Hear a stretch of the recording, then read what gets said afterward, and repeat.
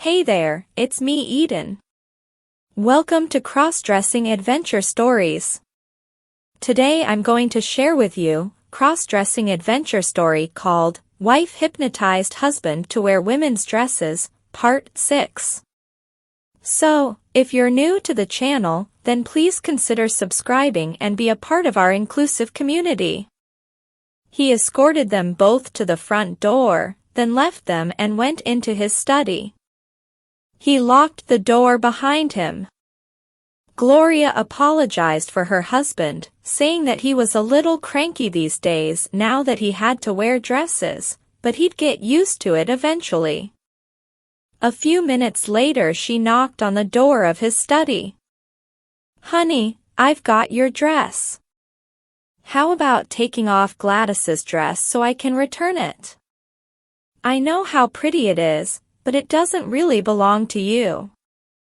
He opened the door and grabbed his lavender silk dress from her. A few minutes later he came out of his study and handed her the green crepe dress. "Zip me up," he said. She zipped up his dress. Wednesday Gloria had Carl wear his tight-fitting shiny floral silk dress to work, with white heels. The floral pattern on his dress was a white background covered with large red roses with green stems.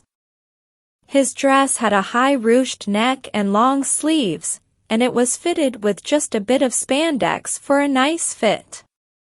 The skirt came to just above the knee. About 2 o'clock in the afternoon Carl came walking in past his secretary a bit more briskly than usual, which made Abigail wonder what was wrong. She took a quick look at her boss. "Sir, you've gotta run." "I know I've gotta run. You don't have to tell me I've gotta run. Every damn woman in the hallway let me know I've gotta run, and they all had some smart-ass comment to make. How did you get a run in your nylons?" "That doorway over by the vending machines." "Oh, sir. The one with the splinters?" "I'm sorry, sir. I should have warned you about that. Do you have a spare pair of pantyhose?" "No." "You should keep a spare pair in your purse." "Well, I don't, so forget it. I've got work to do." "Sir, just hop up on the desk, here. I'll take care of it." "I don't have time." "Won't take a minute, sir." He moved over a few of the office supplies on her desk and sat down. She took a bottle of clear nail polish out of her purse and walked around the desk to stand in front of him.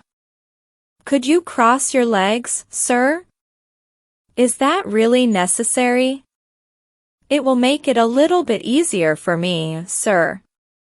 Sighing, he lifted the skirt of his clingy dress slightly so it wouldn't get caught between his legs, then tried to cross his legs. Unfortunately his slip got caught, and he had to free it, but finally he was able to cross his legs with one knee above the other. Abigail began to apply the clear nail polish. "I love your dress, sir. It's so pretty, with all those lovely roses on it." "Abigail, why don't we just set a new rule? No more complimenting my clothes, okay? I don't need you constantly reminding me that I'm wearing a dress." "Yes, sir." She finished up and asked him to hop off the desk. He jumped off, almost losing his balance in his heels, and slid up his skirt a little bit to take a look at her work. "Looks okay. You can't even see the run." "Thank you," he said, without much enthusiasm. When the working day was over, after Gloria had picked up Carl and driven him home as usual, they both got out of the car and headed towards the back door, Carl in his floral silk dress and high heels and Gloria in her khaki slacks and blue top and sandals. Carl was glad that Gloria never noticed he had a run in his pantyhose. Gloria ran ahead of Carl and opened the door for him and held it. "Don't open the door for me," said Carl. "I can open my own damn door." "Honey, let's not argue, on this of all days." He went inside, wondering what she meant. "Something special about today?" He looked over and saw that the table was laid with their good silverware, and there were candles in candlesticks, wine glasses, and fancy napkins. And that's when he realized. Anniversary. "Gloria, because of all that's happened to me, you know, I haven't been able to get out and get you an anniversary gift." "Of course not. Why should this anniversary be any different?" "But I've got something for you." She went into the kitchen and got her gift for her husband. 12 red roses. She presented them to him. "See? Just like the pretty roses on your dress. Pretty roses for my pretty husband who wears pretty dresses." He took them and didn't know what to do with him. He had learned that you do whatever your wife wants you to do on your anniversary, or you'll never hear the end of it. "Thank you," he said. "I'll put them in water." "Sweetheart, I bought you a new gown I'd like you to wear for our anniversary. It's in the bedroom. Why don't you go slip it on, and I'll take care of these." "Oh wait, first let me take care of this," she said, unzipping her husband's dress. She took the roses from him. Carl didn't have to have his dress zipped up to avoid the pain. He could walk around with his dress unzipped all day if he wanted to, and he wouldn't feel any pain, as long as he was actually wearing the dress. "Carl, about your gown, I've tied a little string to the zipper so you should be able to zip it up yourself. I'd like to see you make an entrance in your lovely gown, all zipped up and looking beautiful." Carl went into the bedroom, determined to get through the anniversary with as little arguing as possible. His gown was draped on the bed. It was a pink lace sheath with a satin lining, with pink and white beads and sequins all over it, and there were some pink high heels lying on the bed right next to it which he was clearly intended to wear, and some glittery pink earrings. He unzipped the gown first, then slipped out of his dress and stepped into his pink lace gown, making sure that his slip didn't get caught. He put his arms in the long sleeves, and then he took the long piece of string attached to the zipper and threw it over his shoulder.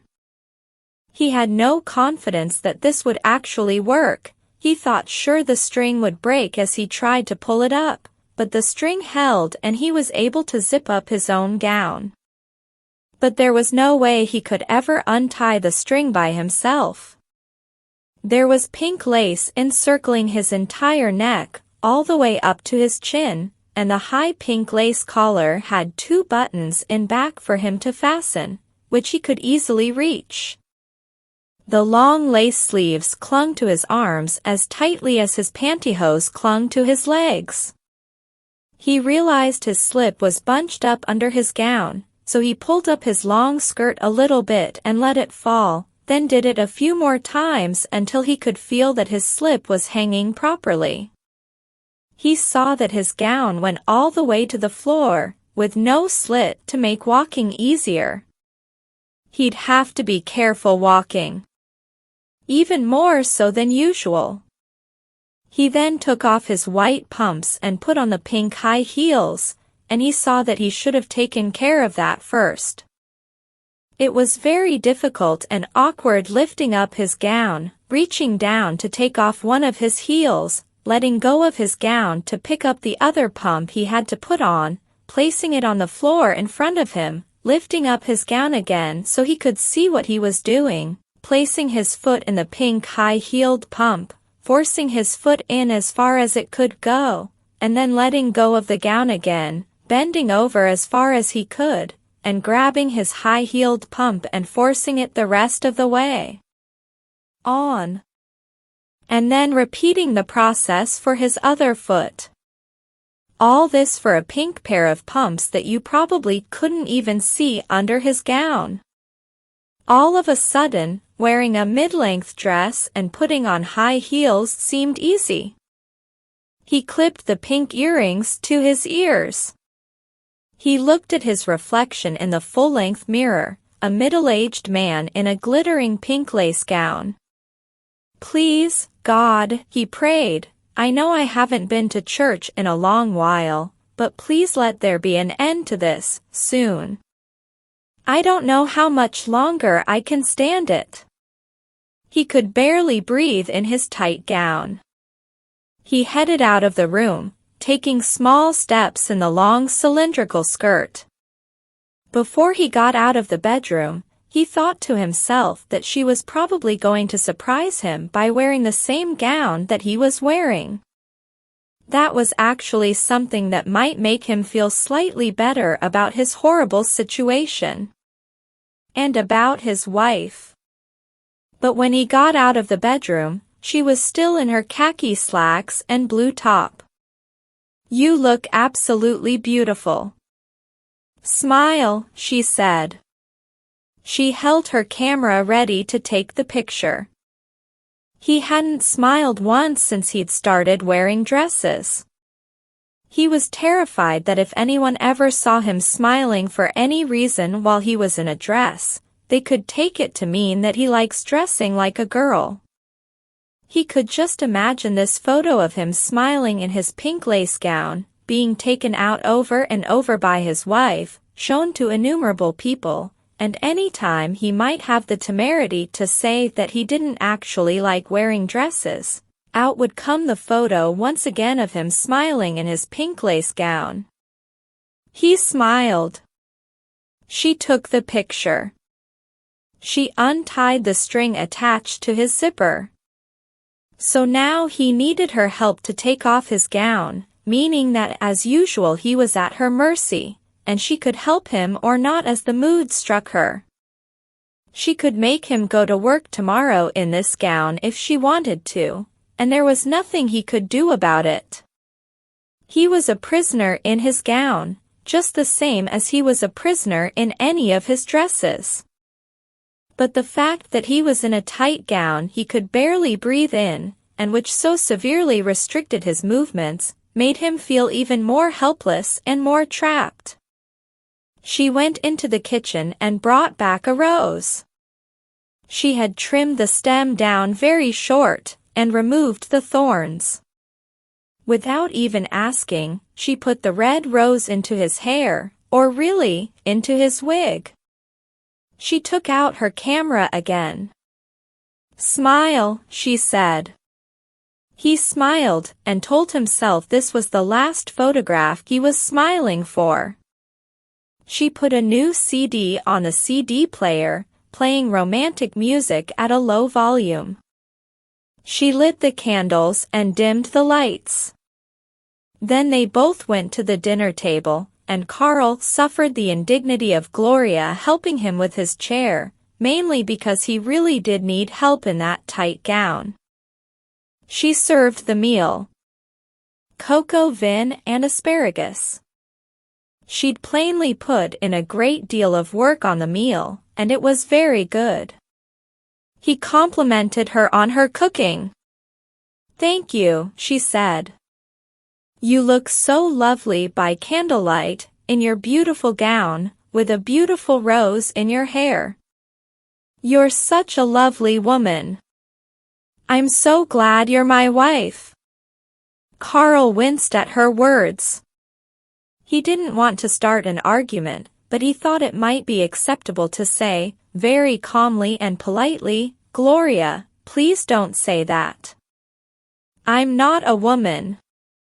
I'm sorry. I forgot you're not a woman." Can you blame me? I mean, look at you. But is there something wrong with being a woman? No, and there's nothing wrong with being a man either. Carl stopped talking, realizing that this line of conversation couldn't possibly lead to anything positive. It hasn't really been so bad these past 2.5 weeks, has it, dressing like a woman? Getting to wear pretty dresses to work every day? Yes, it has, he said, truthfully.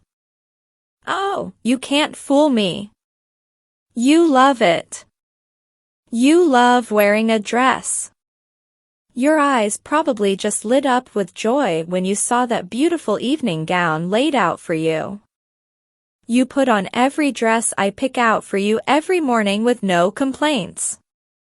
You'd even go to work in a tutu if I made you. Carl looked down at himself. If she was trying to goad him into an argument, it was best to just say nothing. You're very quiet tonight, said Gloria. I have nothing to say. They ate in silence, then Gloria served bananas Foster for dessert. When they finished, Gloria took the dishes away. She put on a new CD of romantic music and turned up the volume. She went back to where her husband was sitting in his glittery evening gown, and extended one hand towards him. Shall we dance? He took her hand and got up from the table. They went to the middle of the living room. All of a sudden he realized, because of the way she was placing her hands on him, that she expected to lead. Gloria, please. What are you doing? Carl, the one wearing the pants, leads. The one wearing the pantyhose follows. I'm the man. I lead, Gloria. Gloria laughed out loud. Look at yourself, Carl. Next anniversary, if you're not wearing a pink evening gown, you can lead. Otherwise, I'm leading. Gloria, I'm the one that leads. We're not dancing if you lead. She stepped back from him and looked at him. Carl, I could have made reservations at a fancy restaurant for us, but I knew you'd be too embarrassed, so I slaved away all day on this nice dinner.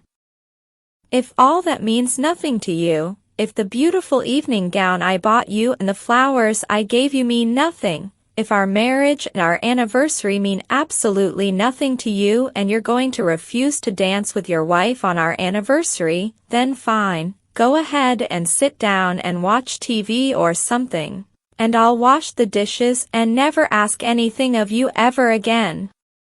Gloria, I don't know how to do this. It's simple.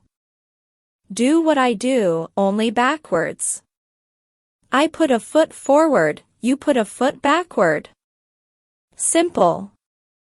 So Carl, in the name of keeping the peace on their anniversary, allowed his wife to grab his shoulder and put a hand on his waist.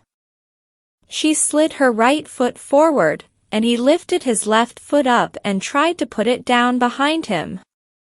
That's all for now. See you in the next video, till then take care. Oh yes, please like and subscribe to my channel. And also share your feedback, it really means a lot to me.